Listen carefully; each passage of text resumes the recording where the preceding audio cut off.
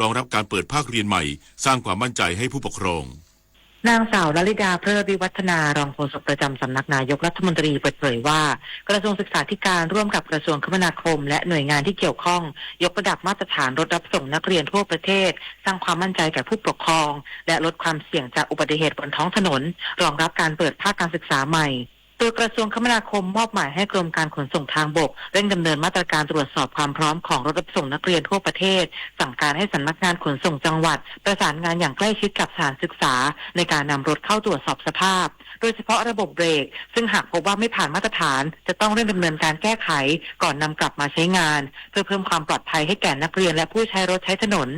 นอกจากนี้กรมการขนส่งทางบกยังร่วมกับกระทรวงศึกษาธิการจัดทำฐานข้อมูลรถรับส่งนักเรียนผ่านเว็บไซต์ schoolbussafety.dlt.go.th เพื่อใช้ในการกำกับดูแลและพัฒนาระบบรถรับส่งนักเรียนให้มีมาตรฐานและปลอดภัยมากยิ่งขึ้นรวมทั้งส่งเสริมการใช้เทคโนโลยี GPS ในการติดตามตำแหน่งและตรวจสอบพฤติกรรมการขับขี่เพื่อช่วยเพิ่มประสิทธิภาพด้านความปลอดภัยในการเดินทางเพิ่มการอบรมผู้ขับรถและผู้ประจำรถเกี่ยวกับการดูแลความปลอดภัยเด็กชาววิสาปทุมมารายงานกรมการขนส่งทางรางออกคำสั่งเรื่องมาตรการเร่งด่วนในการตรวจคัดกรองสารเสพติดและแอลกอฮอล์ของบุคลากรที่ปฏิบัติหน้าที่เกี่ยวกับความปลอดภัยในการขนส่งทางรางก่อนปฏิบัติหน้าที่ทุกครั้งนายพิเชษฐ์กุณาธรรมรักษ์อธิบดีกรมการขนส่งทางรางเปิดเผยความคืบหน้าอุบัติเหตุรถไฟขบวนแหลมฉบังชุมทางบางซื่อชนกับรถโดยสารประจำทางรถยนต์และรถจักรยานยนต์บริเวณจุดตัดทางรถไฟถนนอโศกดินแดงเมื่อวันที่ 16 พฤษภาคมที่ผ่านมาจนเป็นเหตุให้มีผู้เสียชีวิต 8 รายและบาดเจ็บอีก 30 คนโดยล่าสุดได้รับรายงานจากทางตำรวจว่าตรวจพบสารเสพติดในปัสสาวะของนายสยมพรสอนกุลซึ่งเป็นพนักงานขับรถไฟขบวนดังกล่าวจากเหตุการณ์ที่เกิดขึ้นกรมการขนส่งทางรางจึงได้ออกคำสั่งด่วนที่สุดให้การรถไฟแห่งประเทศไทยหรือรฟท.จัดให้มีการตรวจคัดกรองสารเสพติดและวัดปริมาณแอลกอฮอล์กับพนักงานที่มีหน้าที่ขับขี่ควบคุมการเดินรถรวมถึงพนักงานภาคพื้นดินที่เกี่ยวข้องกับความปลอดภัยเช่นพนักงานกั้นถนนและพนักงานสับเปลี่ยนประแจรถไฟ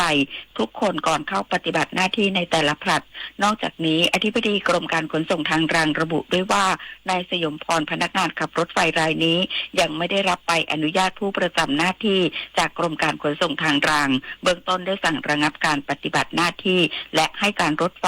ตั้งกรรมการสอบวินัยร้ายแรงพร้อมพักงานพนักงานขับรถและพนักงานคุมไม้กั้นที่เกี่ยวข้องทันทีเพื่อดำเนินคดีตามกฎหมายอย่างถึงที่สุดนพศรแก้วคำรายงานที่ประชุมกรอ.จังหวัดนราธิวาสเห็นชอบเสนอหลายโครงการสำคัญเข้าสู่การประชุมคณะรัฐมนตรีอย่างเป็นทางการนอกสถานที่กลุ่มจังหวัดภาคใต้ฝั่งอ่าวไทยที่จังหวัดสงขลานายบุญช่วยหอมยามเย็นผู้ว่าราชการจังหวัดนราธิวาสเปิดเผยว่าที่ประชุมกรอ.จังหวัดครั้งที่ 4/2519 วันนี้เห็นชอบเสนอโครงการสำคัญเข้าสู่การประชุมคณะรัฐมนตรีอย่างเป็นทางการนอกสถานที่หรือครม.สัญจรกลุ่มจังหวัดภาคใต้ฝั่งอ่าวไทยวันที่ 8-9 มิถุนายนนี้ที่จังหวัดสงขลา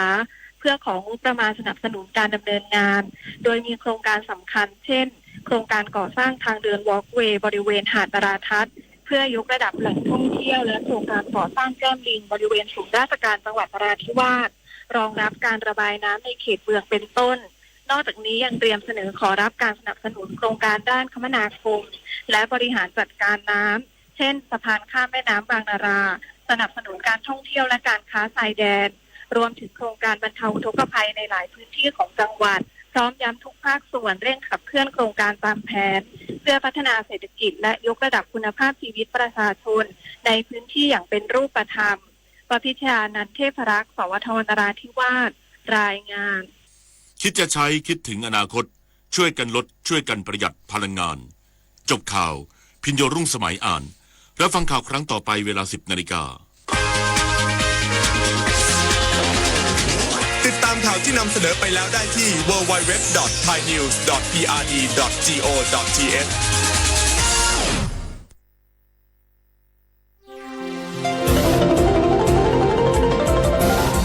วิทยุแห่งประเทศไทยให้ความรู้คู่ความสุข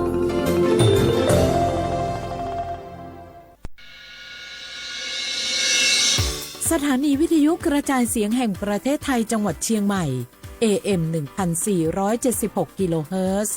สถานีวิทยุภาคภาษาชาติพันธุ์แห่งเดียวในประเทศไทยที่มีความทันสมัยเชื่อถือได้สร้างอัตลักษณ์กลุ่มชาติพันธุ์สู่สากล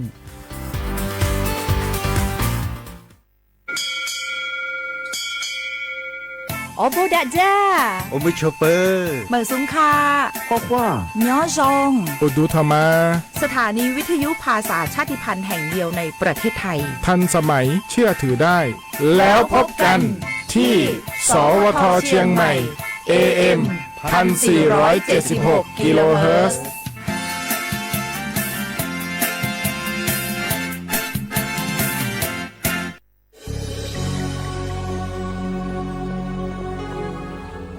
เกิดเป็นคนไทยเติบโตบนผืนแผ่นดินไทยจงภูมิใจในความเป็นไทยชาติไทยเรานั้นนับเป็นชาติที่มีความเป็นมาเก่าแก่ยาวนานเรามีภาษาวัฒนธรรมและมีสิ่งต่างๆที่เป็นเอกลักษณ์ให้เราได้ภาคภูมิใจในความเป็นคนไทยเราควรเห็นคุณค่าและมีความรักชาติหวงแหนแผ่นดินอันเป็นมรดกของบรรพชน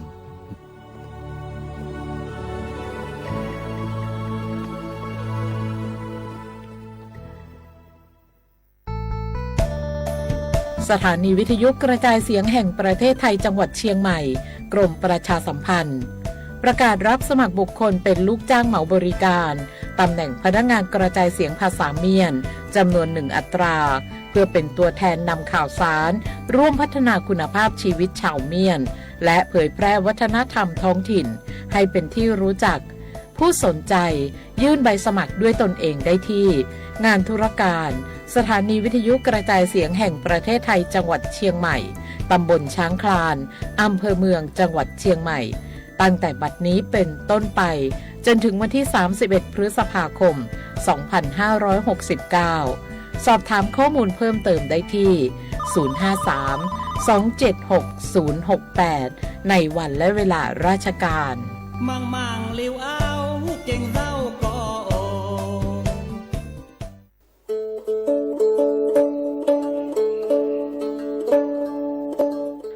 ชอปเปอร์ปือโพแบบโพมึงอะพัดดีก็งานเนาะตันเนียนี่จะก็เฮ็ดแต่เกนตะกีตักโล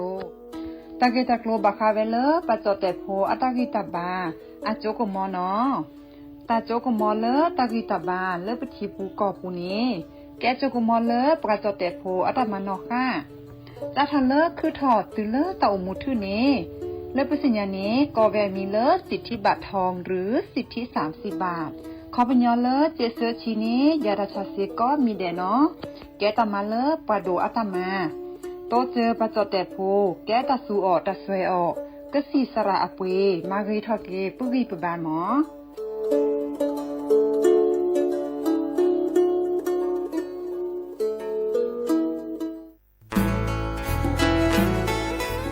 เกวดปูแวก็กาแฮเก็บกาตุพึกอเดเลทีมเวกิแม่แกลเกสกอตาติตาเฮเวดาเล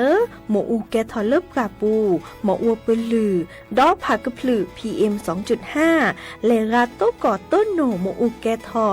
เตคือเลตามาหล่อกว่าแชแกลเกตาติตาเฮเวดาเลหมออูแกทอลบกาปูหมออัวปลือดอผักพลือเลเวกิแม่โทรศัพท์ตะเบอร์คอเลอร์ว่าแยเซอร์เตอคีก็ว่าข้อเวกิแม่ปรับพลาลอที่กอตลอดพิขากรอขาแกลเกตาติตาเฮเวดาเลหมออูแกทอลบกาปูหมออัวปลือดอผักพลือ PM 2.5 ตลอดตะแกลเลตอตเนเกนแควดิซอเลกชุอูชุแกตาเล FID ตบาชุอูชุแกตาบาปากรอขาตเมเลชุอูชุแกตาสพอสขาเซเดวาเดเซลาเคก็จะถอเลมือนี้มือซอเตอร์ลามกราคมตือเลมือนี้มือซอเซชิเตอร์ลาพฤษภาคมนี่ที่โทยกยาคือชิคุยและรามากมาที่กอตลอดพิขาปราจีนอนันนอกอตาเชมุลาเรเฮเวดาเลสำนักงานประชาสัมพันธ์เวกิแม่แฮแกปราตุพึกอเดเลทีมเวกิแม่ก็คือกญาตาเลโอปุโคปเคดูทอกลิซอและกจุกกอมุโคชรีผักพลือโตโอบานอ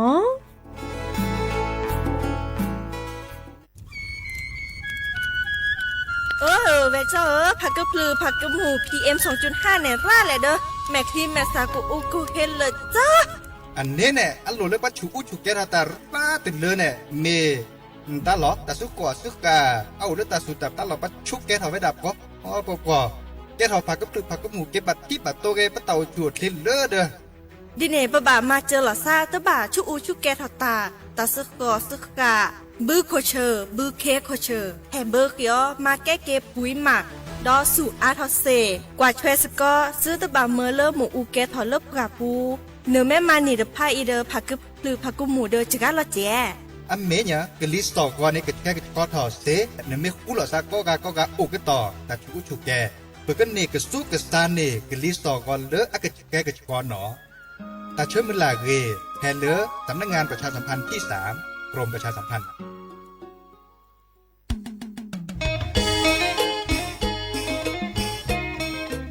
ขอบาติยาและติเลิศกระจกโพพิลมมันโลตาก็ปลูกก็ต่อมีเวลาเลิกกรมประชาสัมพันธ์คือดูโอทอตัดพิษต่ำมาก็เวลาเลิกโครงการออกแบบสร้างสรรค์การผลิตและเผยแพร่สื่อประชาสัมพันธ์ซอฟต์พาวเวอร์สาขาแฟชั่นกรมประชาสัมพันธ์ที่นาโพนี้รับผู้แก่หนึ่งคนนี้และตัดมาตุเซนไม่อู่บาร์คือเดสเตะพอตัดขึ้นจอก็ได้รับการออกแบบนี่เนาะเตะพอตัดขึ้นจอที่ต่อเลืออาจจะเก็บผลและที่เลือกขออัลกอและปราบพาลอนิตักบาตุเซและผู้นิตักบาตุเซสกอปเฮลตลอดตัดและศูนย์การค้าเซ็นทรัลเชียงใหม่เฮลมือนี้มือต่อวันที่1และถึงวันที่3มิถุนายนนี้ที่กระโปรงแสกตาคุจิควีตัดที่ตามมาอาปูเนโอ้ยแต่ละตัดตัวตัวตัวชาดีต่อเนื้อชอบอะไรล่ะตัดบาตุเซการเลือกแกสละสมานและมีพุทธศาสนาเกิดให้เต็มหล่อตัดบาตุเซและถึงเลือกตัดโจ๊กโพเศษผ่านแล้วก็กาที่เราคนนี้บอกว่าสิ่งที่เราต้องตัดเถื่อนแต่การเลือกตัดบาตุเซว่าก็คือเรื่องการออกแบบตัดเตะคอตัดข้อมูลตัดกระจกตัดและเก็บผลและพิลึกก่อนนี้และก็กระสันเนาะมือนี้มือต่อวันที่1และวันที่3มิถุนายนนี่ที่กระโดดแสกกลางคุชิควีตลอดแต่ละศูนย์การค้าเข้าเชียงใหม่นี่หรอ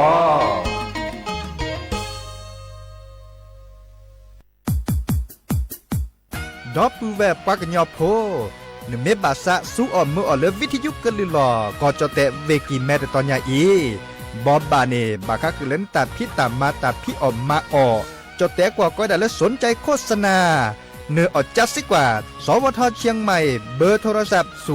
053 276 068เมตเมบะ092 246 8579เซทอมโบลอ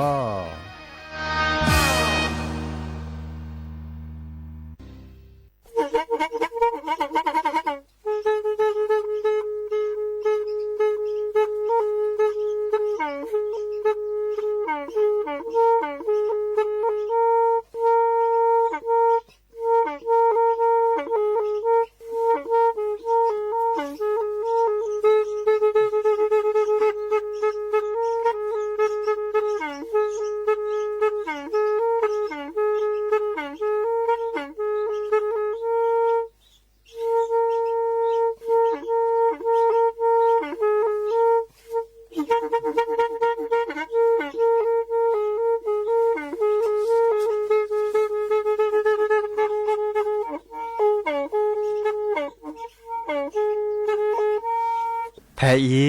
วิทยุกลือหลอก็จะแตะเวกีแม่ตะกะโทนลิกซานยุ้ยชื่อคือกิโลเฮิรตซ์ตาเชอกระต่อเปอปากระหลือปากระยอกหลอกตืออีสู้อเมญาเปก็เห็นเหล่านั้นและตาสูมือซ้ำมือตากระเจาะตาแลกแก็บดูแก็บโผลและติเลื่อนนกออัตโคเนและกนาหลอเจอบาค่าคือตาสูมือซ้ำมือสก้อเนาะ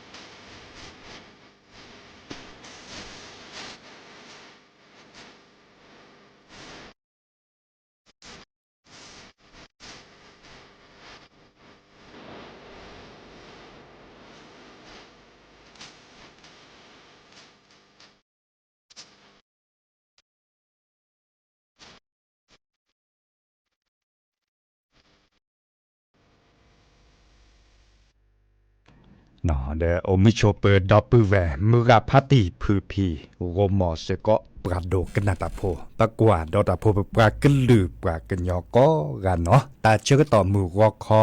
ควินารีและติเลออนาริติชีเฮตุกกลอซาเพเลตลอดตัดและวิทยุกลือหลอก็จะเตะเวกีแม่สวทเชียงใหม่ AM ตึกโทรลุยกระจานยุ้ยชิคือกิโลเฮิรตซ์สำนักงานประชาสัมพันธ์ที่3กรมประชาสัมพันธ์นอตุกกลอซาเดยา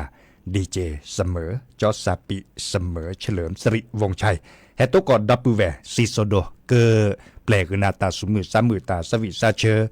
ดอเลอหลอดเล่หลอดซาเดตาก็เจาะเลออาเก็บลึกเก็บโคและติเลอปราโดกนาตาโพก็กะเนเมเฮกเฮบาลอซาเดปราเซกว่าดอกาดิซอเลอ Facebook กับปูเมเก TikTok กับปูเมเกเคโดกนาตาสวิเกเกเนาะตัวโดตัวจุลอซากดไลค์กดแชร์เนาะเมเลอตาการเล่นย้อนหรือเกิดโทรศัพท์ตัวโดตัวโจแฮคอนแล้วไปตามมาหลอกไปเบอร์โทรศัพท์โอเจ053276007ว่าแจเซอคีนุยคือว่านุยเนอตัวโดตัวโจลอซาเดยาเซแต่สักวีแล้วจะแปลคือดับเวอาโตโคมุขอดเพลในเมวดาเลสระตือโพอัตตามีเลอเตวดาตะเลซื่อตาเอจันนี่กะเนาะซื่อตาเปิดดอเมเลอจดแต่อากวในเตวดาคิดถึงแฟนเนาะเกตาสวีเลอสระตือโพเตทเวดาพาสิและคิเลเปลลีเนาะกันนาเดซื่อสิโยกิโดมาเลกดอลเลตาก็จอดบาคาคือเลอแค่ในอีเวกีแมเนดิซอเลเฮตาชื่อก็ต่อเลอปากุปัญญาเลโอเลเวกีแมไม่บาซาแลมาบุมาบาตาเลปากอยดาอาเกตัลลุตลาเลคิเลเปลคาเจดูสวอตลอดเลอวัดเจดีหลวงเนาะวัดเจดีหลวงเดมีวดาอาเฮตาชื่อก็ต่อเลอปาเลผ่านรอพอปากอยดาใส่ขันดอกเนาะไม่มีจอดแต่กว่ากอยดาใส่ขันดอกเนาะดิซอลเกิดมาบุมาบาดาเวพัดโดเวกิแมอะขุดลึกปะก็เริ่มตัดพับพอสุกาเตเดโอเพเลตลอดตัดเลวัดเจดีหลวงนี่เหรออาโอเดจิตูเลปะก็ดาบาคาคือเลคุเลเวอะฮิทูเนาะตัดดิยอพาแกอาซูอาโปเนาะโอเวดาเพเลตลอดตัดเลวัดเจดีหลวงเนาะดิแนวโคเนแต่เชื่อต่อว่าดิเนาะเล่นตาการเล่นเมบาซักเล่นมาบูตาแลกว่าดอตาเล็กคิดตาเลือเปลือดิซอเลเวกิแมบาค่าคือเลเวกิแมอาเรียดโลเนาะอาเกตเซโลอาเกเกทอลเลคุณเลเวียนตาเนี่ยปักเวลอบาค่าคือเลตากิตัดล้วนตาโอดาอามีอาจะเนาะเราชอบดาเวเลเกตลอดตัดเลปราดิจอพักเกเวดาโดกเตอต่อเนาะและผ่านลอเซดีตือเลอะไรมาบูสก็แต่ใส่ขันดอกแต่คันเนเซฟได้ถึงเลือกวันแล้วก็เนาะเลือกความมันถูกอ่ะแต่เชื่อต่อว่าดิเนาะเฮบบาคือดอปเปอร์แวร์มือกับพัตติพือพีก็กะเนาะแต่ก็เลเวกิแมดเลเซยาดตะมดเลจะซาเจบาชาเดอเลตคลิตดาดิจิบะมหาชาคอตนี้และเวตนี้เดอโอคอตาเลวิทยุอปูซอนิดเลยเหรอแต่เนี่ยฮัตทอฮัลลอนนอปูบะเนาะปปาก็หรือปากันยอแฮซัวเมื่อเตามูเลเวกิแมเนรัดละเดเมเลมาบุมาบาดาเดนอเลียตอรุบาจิบะมีบาดกะกะเตสิญาเวดาบาควาเตนีโอทอดบลอนอบาคาคือเลแต่มาบุมาบาดิซอเลอาเกตัลลุตัลลาเลคิเลเปลคาเจเนาะกาเลมาบุดาเนเดกเนทีบาตลอดลีเลเปลเดลิเนปากอดาตาสุมือซ้ำมือเดก็ถอดเลนกอเนาะอีคาเดเฮเตกุดับเวเลกดอเลตาสุมือซ้ำมือตาสวิซาเชรโจดอสระตือโพอัตตาตะพลือดอเตเวดาเลข้อสู่น้องนาเนาะแอบรักน้องนาขอคอดอเลเวจอมแม่โพอัตตาเตเวดาเนดอโอเลียเนาะกันนาสกอดอกว่าเนาะ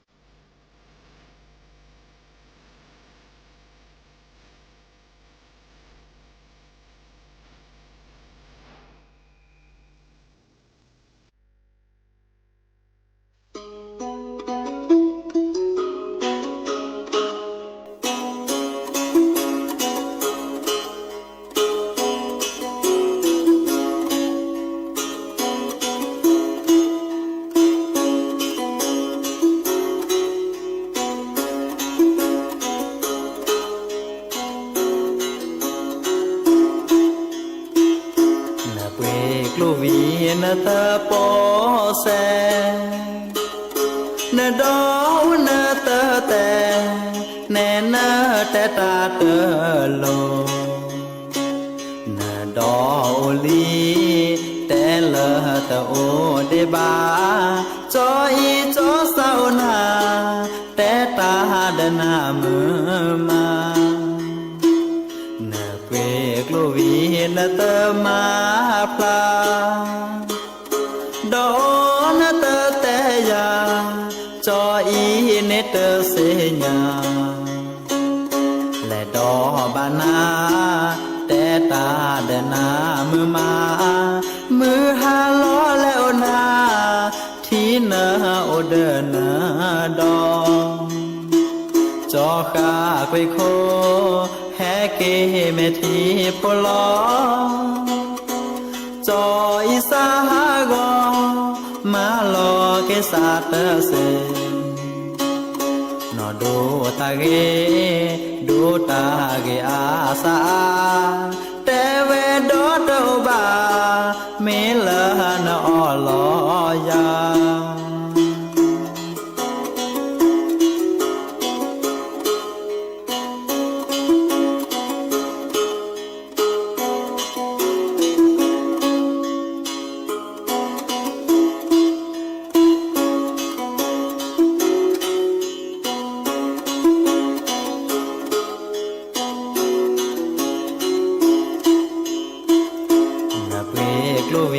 นาตะโปแสนดาวนาตะแต่แนนาแต่ตาเตอโลนาดาวลีแต่ละตะโอเดบาจออีจอสาวนาแต่ตาเดนามือมานาเปกลวีนาตะมาพลาดอนเตอแต่ยาจออีเนเตอเสญาและดอบานาแต่ตาเดนามือมามือหาล้อแล้วนาที่นาโอเดนาดอจอข้าไปโคแฮเกเมทีพลอจออีสากอมาลอเกสาเตเสนอดูตาเกดูตาเกอาสาแต่เวดอเตบาเมล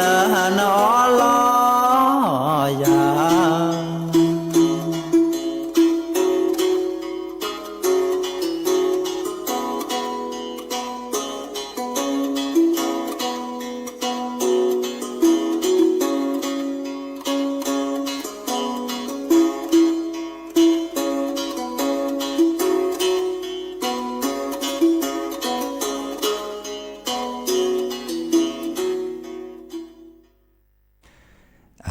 กระเตอลิ้นเนาะตาสวิเลเวจอมแมพโพอาตาปลาเลมา TikTok มีละสอนเตเวดาตะโมกนาสตาสวิเลสหกอเนาะสักชวนนี่ปลาเลมีเลโบโอโลเมลาน้อยตะปานี่เนาะโบดะกามีกันนาก็วิทยุแฮกว่าก็เวจาตะกว่าเวดาบาตอรบาบาเนาะบาชาเดกว่าเกตะกว่าเกดะตะโจจะก็แปลกนะตาสวิเลนบาสักกันนานี่หรอเนาะสหกอเวจอชิสุวิชานอาตาสวิเนาะเดบาชาและชเลตากึจอดนึกว่าเลตากึจอบาคักเลตาบัดที่บัดโดอุดทอเวดาดิซอเลเวบอกกอตคาคอเลเจเตมหาชาคอนเนาะเลเมอูเนาะเลเมอูปากอเลรถไฟเนาะปากยอกว่าปากอเลเมอูอันแลเบลบาเลมอตอกาเมเกมอตอตูเมเกเพลเวบอกกอตอนนี้เนาะเลเบลบาเวดาลอสหกอดมาปราซิโจเวดาคอกะบัดที่บัดโดเวดาอากาเซเชียบเลเนาะตาเลมิอูจะแกให้ท้าเด้อเนาะทับพัดโดพัดทอตึดหลอดนี่เนี่ยเบลอบาตาดือตเมตาเกบะอะคอที่ขอลวนตามาซาดิเลได้จะละอีกคาเดปะเกอคึกว่าเกดิซอเลอร์อะเรียดโลเนาะบาชาปะมากกว่าเลอปะกอเวดาปะตรวจสารเสพติดเนาะดิซอเลอร์ปะมากกว่าเลอปะนอเลจอร์กันนี่เลจอร์เลวิซาจู เลเมอูเนาะเรือไฟฟ้ารถปากก็เรือรถไฟเนาะอันน้อมมอเตอร์กาเรือรถไฟด้วยกันเนี่ยเทวดาอัศวินทีเนี่ยเรือประมากว่าละฉีเนี่ยเทวดาอัตัดรถเลดอเลอร์ตามุตัดจวยดอจีเนาะเทวดาปนเปื้อนสารเสพติดเนาะดินยาโคเนี่ยบาคือเดียขอที่ขอรถตบลื่นแล้วมีตบลื่นแล้วจากบาคาดิเลยที่จันเลยเนาะบาชาเลอการเลือกข้อกว่าแชร์บาคาคือเลอแต่พิตามาเลอรถไฟเสด็จผ่านนี่เด้อเห็นเมื่อเลอการนอมหมดการดอทเลมีอุดการในโอกต่อแต่พิตามาลีเนาะมีเวลาเลอปากเลออัศวินทีเนตรถเลอเราซะเด้อตามุตาจเวเนาะก็ได้ตรวจพบสารเสพติดเนาะดินาโคนี่ข้อในประเด็นปลาเลอร์แก้คนน่ะบางก็คือกว่าแชร์ปลาเลอร์คือข้อดอลลดอลเลนดอมอตตุมอตกาฮาเซอร์ปะกุปัญญาตาเซเลสเกตาบารุบาเสือมันยาปาเนเซโลกเลสเซอร์ดาเกตันดาก็บาดอกกว่าเราเจเลอร์อาชีเนาะมักว่าเราเจอกว่าเลชีเนาะแต่มุตาเจ็ดรถเล็กคือเม็ดรถเล็กคือเดอเมเลอร์ได้เห็นเมเลอร์แลพี่ตามาตาได้เห็นเมเลอร์ดอลเลบะเนาะมาซะเลเนจะมีเวลาตาบัดที่บัดโดโอทอดบลอนใหญ่เนี่ยเกตาเลยรอซาฮากุฮากอมุนเนาะเดิมการเลือกเกตเจ้าหน้าที่บักคือเลือกข้อกว่าเลือดเล่มืดเล่โบดิซอเลือกก็ข้อเตจุเน็ตเลยคือการเลือกดอลเลเมอูเนาะดิซอเลือกปากอยดาอปิติเล่มืดเล่โบมิเกเจ้าหน้าที่เสด็จผ่านเนี่ยปัดถือพิษถือขึ้นมาเจเนาะขอที่ขอลงมาซาดิเลจะเล่เลมิอูเฮเดโตก็ตอบมาเนาะเดี๋ยวเราช็อตดาเวเลอร์ตึกกัตติเริ่มเลมิอวดเล่บ่าเนาะแต่เชื่อต่อเพลเลอร์ตาบัดที่บัดดัวคานี่การแลโอก็ต่อเล่มมือโคในโอเดมอตติมอตการตาโอวดับเพลเลอร์เลมิอวดเล่มมือโคในเหมาะบาชาเลือกปุกินในทอบโบเน่นไม่กว่าแชร์เกเต้หล่อซ้ำซุปเต้หล่อซ้ำลอติลอแชร์ปลาเฮดดอนเลจอนตาเลมิอวดเฮดตูเลตอนนี้หล่อเป็นนาทีกับเฮดตูหล่ออันนี้เนี่ยปากกับปิติเกละเนาะแต่ตบลอนยาได้ปิติว่าปันแล้วก็ต่อพี่เนี่ยว่าพอรันเลยนะก็คนในบลอนในเบลบาเลอร์มาต่อกาพัดโดดิซอลเลบากอยดารถทัวร์นี่เนาะซิโจเนาะคอกาบัดที่บัดโดดอปันดอมมาต่อเตือนแต่แล้วต่อพี่เนี่ยร่ามอ่ะบัดเลอร์มีอุคอคันเนี่ยบัดที่บัดโดระแค่เลยแค่ช่วยเดินล้อซาก็ดูมาเด้อปากก็บักเลกดออาริเลสวนเมียปาดอเกตดีตาโดตัมมันโลพัดโดดค่ะเลสวนเมียปาในกมาดิเลที่จะเลเกือบปูเพลตาบัดที่บัดโดดิซอีเนาะเล็กกว่าก็ดอเลแต่ก็จอดเลเวกิมแม่ดออีบลอเวกิมแม่ครับมีเวลาเลก็สีสระก็เวลาคณะแพทยศาสตร์มหาวิทยาลัยเชียงใหม่เนาะแต่เป็นหลอบดอคือการเลเรดอโทรศัพท์ชูแต่เวลานี้เนี่ยบากาเกซอนนีเกซอนนาแต่มีแต่เกบาอันนี้เนี่ยตั้งแต่เนี่ยตัวเทวดานึกเกิดนึกแกเนี่ยปากก็แล้วมีมันจะเพลมมีแบบเนี่ยก็แล้วแบบที่แบบโดนเลยนึกขนหนุเตอร์มีเนี่ยเทวดาเครียดเนาะเครียดอะคอมโยเลอร์แต่ชั่วโมงแต่ชั่วโมงแต่ละตั้งมือแต่ปานเนี่ยร้านเนาะตอนแล้วมือแต่ปานเนี่ยเนาะเดบัตรกาบาเลอร์ปากก็ได้ตั้งแต่เนี่ยตัวเสียงเนาะเสียงดิซอเลอร์ปากก็ได้ความดันโลหิตสูงเนาะปัสสีแบบที่ชอซารัตเลอเนาะเดลอช็อตเวเลอร์แต่เชื่อต่อแค่นี้เนี่ยปากุปัญญาอากาศเตเวดาเนาะอาสิญญาเวจก็สิสระนี่ปากุปัญญาอากาศเกดโทรศัพท์บางามีตักขี้ตเลอนะเชาะเนาะดินาโคนี่เฮเตปหลอปดอคือปือพ่อแวพ่อคือแบบเป็นหลอดซาเลอร์คนนุขบเลกฮากูฮากอตัดชุดตัดชาเลอร์โรคหัวใจเนาะบาดเสเจแต่ชาเลอร์ปากก็ดันหลอดเลือดเนาะปัสสีปฏิรปาในบาดเสเจให้เปลือกบาค่าคือเรื่องเรื่องโทรศัพท์ร้านนักกิจชอบวินมีแต่เพลมีแบบโนวิโอซาแต่เพลวิบะเนาะดินาโคนี่เด้อกว่าช่วยเราเต่ามูเกะก็กะเฮเตคือปือพอแบบพอดิสอนแล้วก็แกตาก็จ่อเลือแต่เป็นหลอดดอคือหลอดซะเนาะแล้วก็ดอตัดสวิแล้วสหกรณ์เนาะดิสอนแล้วดับเวเคกันหนานี่หรอสหกรณ์เวสระชิสุวิชานอัตตาสวิเนาะ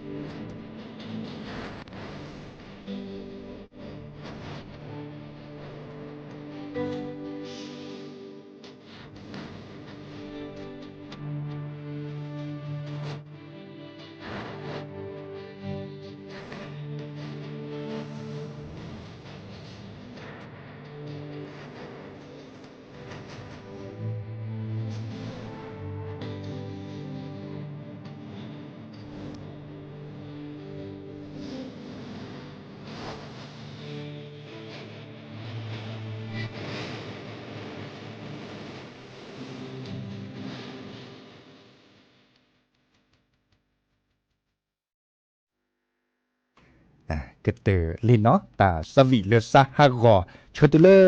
โดสอนอากอเจเนาะมุขเตวดาสักเชตุเลปามมือเนาะมีเลโบโอตลอดเลเมลาน้อยเดปานเนกาเนาะแต่ตับลือดับเวกก็กาเลแฮ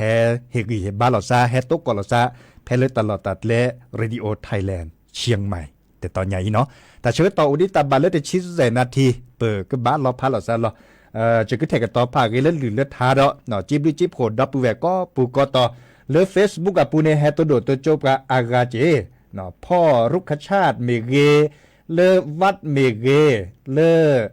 พัตติพรไพรป่าเมเก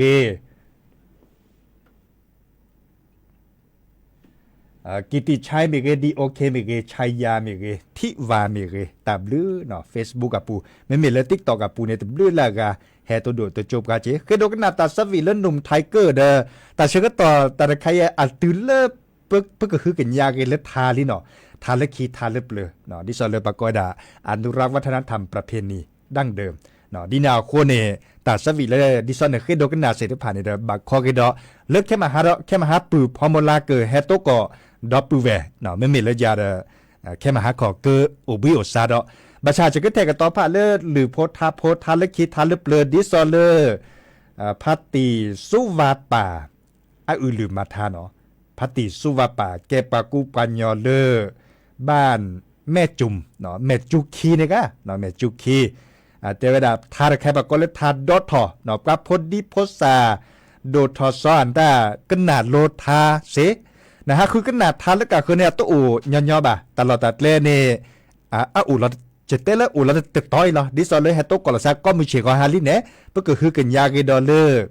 เล่นหรือเล่นทาเลคีทาเลเปลือแต่จากคอเลคนน่ะเทวดาวัฒนธรรมประเพณีอาเกตาเลอโลโดลิเนี่ยปัสสับปราข้อกันหนาเวดาปะปะปอนปัสสับปราเนี่ยปัสสับปราเนี่ยเราชอบจะเตดาไม่มีซาเวเดสักกันหนาตาสักเวียนตาดึกันหนาเต็ดเลซาบะกันหนามืดเท็ดท้าเหรอเนาะอามาซาเลนี่จะปะพศาดอมุดาปัดโดทอซอมุดาเทวดาสักกันหนาทัศนาเปิดไว้เนาะกันหนาดึกันหนาเลซาเทตาสักวีลาดินาโคเนเป็นนอพาตาเชื่อต่อดิซอแพ้เลยเกลือบานี่เหรอเนาะแต่เชื่อต่อเป็นไม่เปลดทาเราได้ประเทศเตระนอมีเลยบ่าทาก็สอกเซเวดาหรือมาชาแต่เชื่อต่อเลยไม่เปลดทอตาสวีเดอไปเฮเตตาก็จอนตาแต่พิตามาเลือปัดดูบับกาแต่พิตามานตาชอบตอนเล่นหล่อซาเดตาสวีเกอามือดมโยเจเนาะอามือดมโยเจดินาโคเนรอคอดนิยาจะเกิดเตตาเปยหรอโอชัวเคลเบมือซาพีก็กะเนาะโตก่อนเราซาเล็กแค่มาหาตาบลือ